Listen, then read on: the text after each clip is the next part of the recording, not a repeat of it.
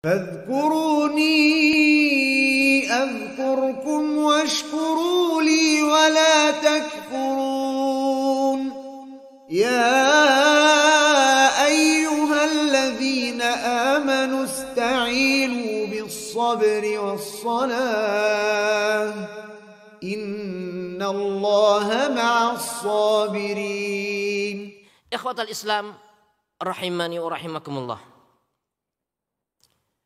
Allah Subhanahu wa taala membebani manusia dengan perintah dan larangan. Dan kelak nanti di hari akhirat Allah bangkitkan manusia untuk mempertanggungjawabkan segala aktivitas di dunia ini. Allah Subhanahu wa taala menciptakan manusia dengan sebuah tujuan yang mulia. Wa ma khalaqtul jinna wal insa illa liya'budun, untuk mengesahkan Allah Azza wa Jalla. Kemudian Allah Azza wa Jalla tidak membiarkan manusia bingung bagaimana mengesahkannya. Akan tetapi Allah turunkan Al-Quran sebagai pedoman. Allah utus Rasul sallallahu alaihi wasallam sebagai suri tauladan. Dan Allah melengkapi penciptaan manusia dengan akal. Yang dengan akal itu seorang bisa menentukan jalan. Mempelajari pedoman, kemudian berjalan sesuai dengan tujuan kehidupan. Sehingga nanti di hari akhirat benar-benar mereka mulia. Di sisi Allah Subhanahu wa ta'ala, masuk ke dalam surganya. Akan tetapi ketika manusia tidak menggunakan akal dengan semestinya,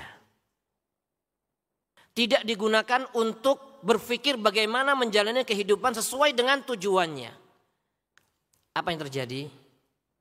Mereka akan benar-benar menyesal. Kapan?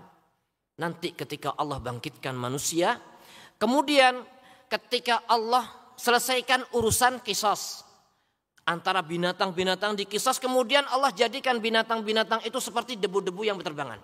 Sudah dijadikan debu-debu berterbangan. Saat itu orang-orang kafir menyesal. Seperti yang digambarkan oleh Allah dalam surat An-Naba. Yauma yanzurul mar'u ma qaddamat yadah. Wa yaqulul kafir ya laitani kuntu turaban. Mereka menyesal. Dulu ketika di dunia gak mau dibilang seperti binatang. Tetapi ketika di akhirat pengen jadi seperti binatang. Tetapi hayhat, gak mungkin. Binatang gak punya akal. Setelah itu Allah jadikan debu. Manusia diberi akal. Kemudian diberi perintah dan larangan. Diberi pedoman. Kemudian di akhirat diminta pertanggungjawaban. Oleh karena itu, ketika seseorang mengetahui tujuan hidup, ketika seorang mengenal pedoman hidup, ketika seorang ingin selamat, tahu tujuan hidup, tahu bagaimana cara menjalani kehidupan ini, maka ini adalah nikmat yang paling besar. Seandainya orang memiliki nikmat yang sangat besar tetapi nggak memiliki nikmat hidayah, maka nggak ada artinya. Karena segala kenikmatan itu akan habis, cukup dengan apa? Kematian. Urusan dunia selesai. Jadi yang bermanfaat, nikmat yang paling besar itu adalah nikmat hidayah. Tetapi ingat, ketika kita mendapatkan nikmat hidayah, nikmat yang terbesar, tidak ada jaminan. Tidak ada jaminan bahwasanya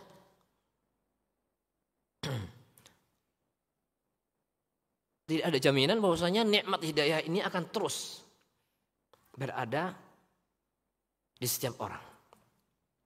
Ketika seorang tidak menjaga nikmat hidayah ini, kemudian na'udzubillah min dzalik, nikmat ini dicabut oleh Allah Azza wa Jalla, maka ini adalah musibah yang paling besar. Meninggal dalam kondisi tidak beriman. Na'udzubillah min dzalik. Jadi penyesalan yang tidak ada ujungnya nanti di hari akhirat nanti. Na'udzubillah min dzalik.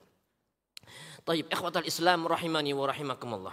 Di dalam Al-Quran Allah Subhanahu wa ta'ala berfirman, laqad khalaqnal insana fi ahsani taqwim. Sesungguhnya Afwan.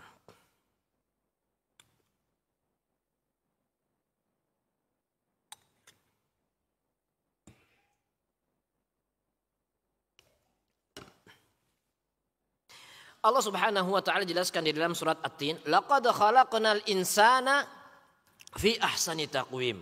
Sesungguhnya kami ciptakan manusia dengan sebaik-baik penciptaan. Enggak sama dengan yang lainnya, enggak sama dengan binatang.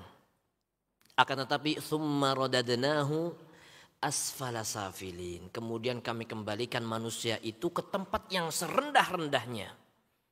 Maksudnya apa?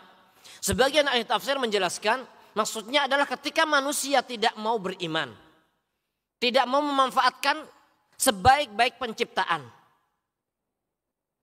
akhirnya mereka dikembalikan ke tempat yang serendah-rendahnya, maksudnya adalah neraka. Makanya dijelaskan ayat selanjutnya, illal ladzina amanu wa amilus salihat falahum ajrun ghairu mamnun.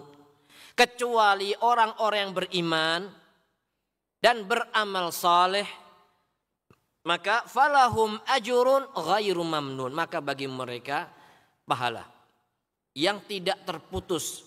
Sebagian ahli tafsir ada menjelaskan ghairu manqus, maksudnya tidak berkurang pahalanya, atau ghairu maqtu', tidak terputus, artinya terus menerus dan mendapatkan pahala bagi mereka orang-orang yang beriman. Jadi manusia memang secara keseluruhan diciptakan oleh Allah dengan penciptaan yang baik, tetapi nanti dikembalikan kepada tempat yang paling rendah, yaitu neraka jahanam, kecuali kalau orang itu beriman dan beramal saleh. Falahum ajrun ghairu mamnun, tempatnya di surga, mendapatkan pahala yang tidak berkurang dan terus menerus. Ini penafsiran sebagian ulama. Ada juga penafsiran lain yang mengatakan Allah Subhanahu wa taala menciptakan manusia dengan penciptaan yang sangat baik. Diawali dengan apa? Lemah. Kemudian semakin bertambah usia, semakin bertambah kekuatan. Ketika bayi nggak bisa ngapa-ngapain. Wallahu akhrajakum min butuni ummahatikum la ta'lamuna syai'ah. Nggak tahu apa-apa. Kemudian setelah lahir, kemudian tambah usia, tambah pengetahuan. Kemudian bisa beraktivitas, bisa bermain, bisa berlari. Kemudian tambah usia, semakin tambah kekuatan, semakin matang dalam berpikir. Terus bertambah usia, bertambah usia, bertambah usia, sampai akhirnya kembali ke kondisi lemah. Dan itu nggak bisa dipungkiri. Bahkan terkadang seorang mendapatkan kondisi apa? Pikun. Benar-benar sudah nggak bisa berpikir, mudah lupa. Selesai makan lupa, dia udah makan apa belum. Inilah kondisi asfala safilin. Illal ladzina amanu wa amilus salihati falahum ajrun ghairu mamnun. Kecuali orang-orang yang beriman dan beramal saleh, maka mereka tetap mendapatkan pahala. Artinya adalah memang terkadang kondisi seorang itu melemah. Yang dulunya kuat kemudian semakin bertambah usia sampai akhirnya melemah. Sehingga nggak bisa beramal seperti dulu ketika muda beramal. Nah di sini Allah Subhanahu wa taala jelaskan, dikecualikan illal ladzina amanu wa amilus shalih, kecuali orang yang beriman dan beramal saleh, maka falahum ajrun ghairu mamnun, bagi mereka pahala yang terus mengalir dan tidak berkurang, enggak terputus. Jadi ketika di masa muda, ketika masih memiliki kemampuan, kemudian seorang itu beriman dan beramal saleh, nanti datang masanya ketika sudah enggak mampu dan enggak beramal, orang-orang seperti itu tetap mendapatkan pahala. Allah Azza wa Jalla Maha tahu. Orang ini meninggalkan amalan bukan karena hawa nafsu, bukan karena malas, tapi karena memang enggak mampu. Sehingga Allah Subhanahu wa taala tetap memberikan pahala kepada orang-orang yang beriman dan beramal saleh dengan pahala yang enggak terputus. Nah, ini seperti dalam sebuah hadis yang sahih Rasulullah sallallahu alaihi wasallam bersabda, "Idza maridal 'abdu aw safar kutiba lahu mithlu ma kana ya'malu muqiman sahiha." Seandainya seorang hamba itu sakit atau safar, kemudian dia meninggalkan amalan-amalan yang biasa ia kerjakan. Misalkan orang rajin qiyamul lail atau puasa sunnah. puasa sunnah, kemudian dia safar, akhirnya dia nggak puasa sunnah atau nggak qiyamul lail, atau suatu ketika dia sakit sehingga tidak bisa berpuasa, tidak bisa qiyamul lail dan nggak bisa mengerjakan amalan-amalan yang biasa ia kerjakan ketika nggak sakit atau ketika dia sedang tidak safar. Apa kata Rasul sallallahu alaihi wasallam? Kutiba lahu mithlu ma kana ya'malu muqiman sahiha. Orang-orang seperti itu akan mendapatkan pahala. Tetap mendapatkan pahala seperti seandainya dia sedang mukim dan sehat. Kemudian dia beramal. Allah Azza wa Jalla Maha tahu. Orang ini meninggalkan amalan bukan karena malas, tapi karena ada hajah, karena sakit atau safar. Dari sini kita bisa mengambil pelajaran bahwasanya ketika Allah Subhanahu wa taala memberikan kesempatan kepada kita untuk beramal, maka ini adalah nikmat yang sangat besar yang harus kita syukuri. Dan di antara bentuk rasa syukur itu adalah apa? Memanfaatkan kesempatan, kemampuan itu untuk sebaik mungkin, untuk beramal sebaik mungkin. Karena tidak ada yang menjamin sampai kapan kita terus mendapatkan kesempatan ini. Harapan kita adalah kalau memang suatu ketika nanti terputus atau berhenti kesempatan ini, kita masih berharap tetap mendapatkan pahala yang terus mengalir. Baik.